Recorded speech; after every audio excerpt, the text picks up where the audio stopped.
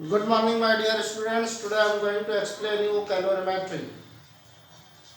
What is calorimetry? Calorimetry is the measurement of quantity of heat of a body. Now question arises that what is heat? So heat is the total internal energy of all molecules that a body constitutes. Okay?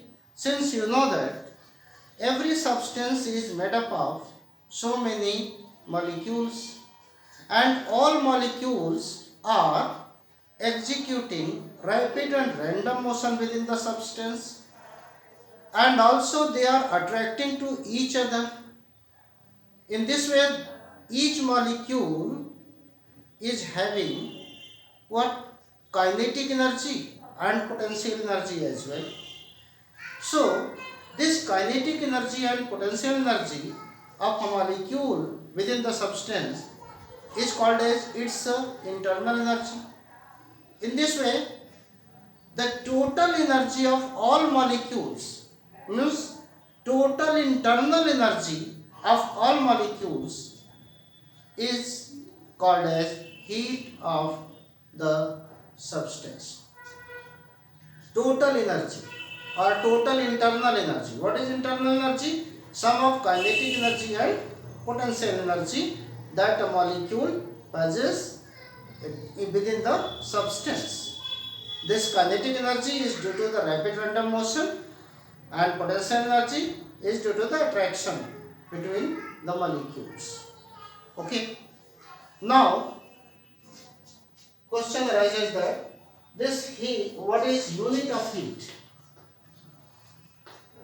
Unit of heat is joule, or SI unit of heat is joule, and one other unit is calorie. And how are they related? 1 calorie is equal to 4.186 joule, or in more general 4.2 joule. So 1 calorie is equal to 4.2 joule. This is the unit of heat. Okay. And how can we define 1 calorie? So 1 calorie is the amount of heat required to increase the temperature of 1 gram of the substance by 1 degree centigrade or by 1 Kelvin. In the case of water, since water have not uniform thermal expansion, that's why we can define it as 1 calorie is the heat required to increase the temperature of 1 gram of water by 1 degree centigrade, and that 1 degree centigrade is not from anywhere to anywhere. Due to their non-uniform thermal expansion, it should be from 14.5 degree centigrade to 15.5 degree centigrade. So 1 calorie is the amount of heat required to increase the temperature of 1 gram of water from 14.5 degree centigrade to 15.5 degree centigrade. Okay, this is 1 calorie, and 1 calorie and joule is related like this. 1 calorie is equal to 4.2 joule. Now, other topic is that the change in here absolute temperature.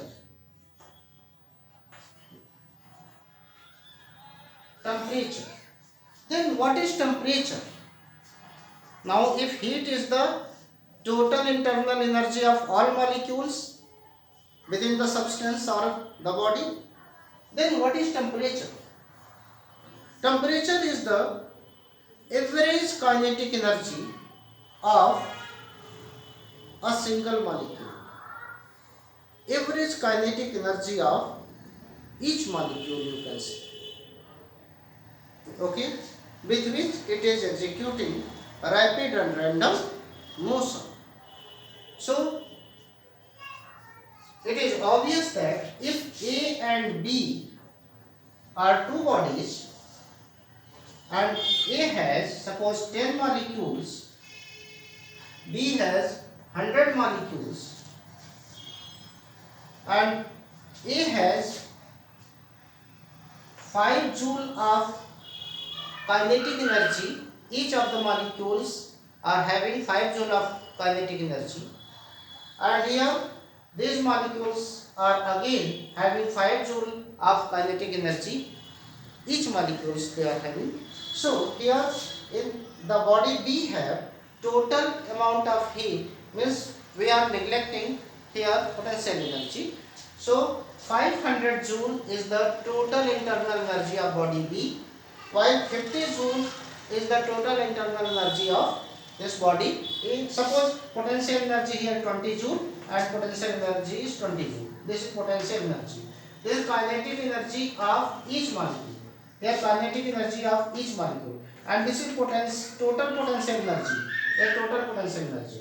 So it has 520 joule of total internal energy. Total internal energy, and it has 50 plus 20, 70 joule is the total internal energy. So the body has total internal energy 70, while the body B has total total internal energy 520. Here there is some difference between total internal energy. That's why both of the bodies are having different heat, since their total internal energy is different. While see, each molecule of body A is having same amount of kinetic energy. Here 5 joule, here also 5 joule. That's why both of the bodies are at the same temperature. Okay. In this way, we can call it as temperature is the measurement of hotness or coldness of a body, and also it tells us about the direction of flow of heat, that from which body to which body the heat will flow. So it's obvious that the heat flows from hot body to cold body. Hot body means the body having more temperature. Cold body means the body having less temperature. When they come in contact, the heat flows from hot body to cold body. Means from the body which temperature is more to the body which temperature is less.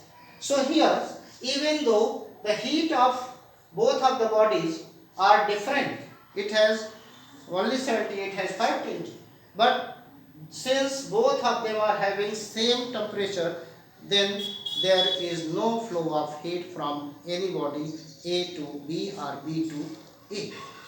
So it's obvious that, or we conclude that, if two bodies are there having same temperature, it does not mean that there is necessity or necessarily the amount of heat will also be same.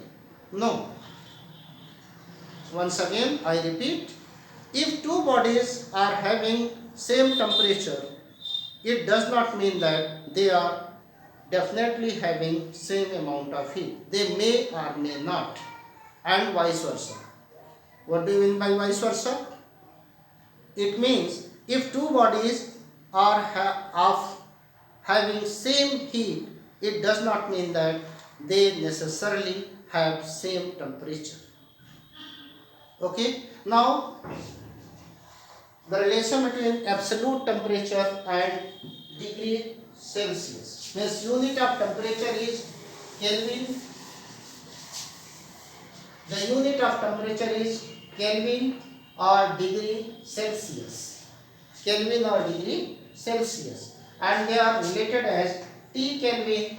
Kelvin is equal to T degree centigrade plus 273. Okay, T degree centigrade plus 273. This is the relation. For example, if you have to convert suppose 20 degrees centigrade, convert this 20 or suppose 25 degrees centigrade to Kelvin, then in Kelvin capital T is equal to, this capital T is absolute temperature, so here 25 plus 273, this will give you 538, 729, 298 Kelvin. So 25 degrees centigrade is equal to 298 Kelvin. Thus 25 degrees centigrade is equal to 298 Kelvin. Okay.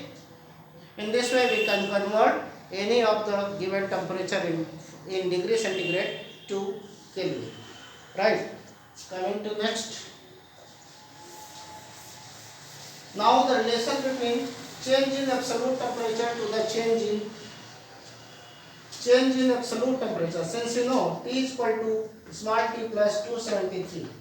Differentiating both sides, what we get here, delta T or dt is equal to delta small t plus 0. Change in 273 is 0. Or once we can write delta 273. This implies that delta t plus 0. Here delta factor. It implies that delta T Kelvin is equal to delta T degree centigrade. So this formula you need to know, that change in Kelvin temperature is equal to change in degree Celsius temperature. Okay, you need to know. Suppose 10 degree centigrade is change in small, means delta T change in degree Celsius by 10 degree centigrade, then here delta T will be given by 10 degree Kelvin. Here both of them are same. Then change should be there. Right? Now some other topic. In this way we can explain quite well that what is heat, what is temperature, what is unit of heat, what is unit of temperature, what is the relation between absolute temperature and degree Celsius temperature. Okay, in next lecture I will explain you that factors affecting absorption of heat or amount of heat absorbed by a substance. On which factor this heat absorbed by a body depends, and what is heat capacity and what is specific heat capacity. Okay, thank you so much.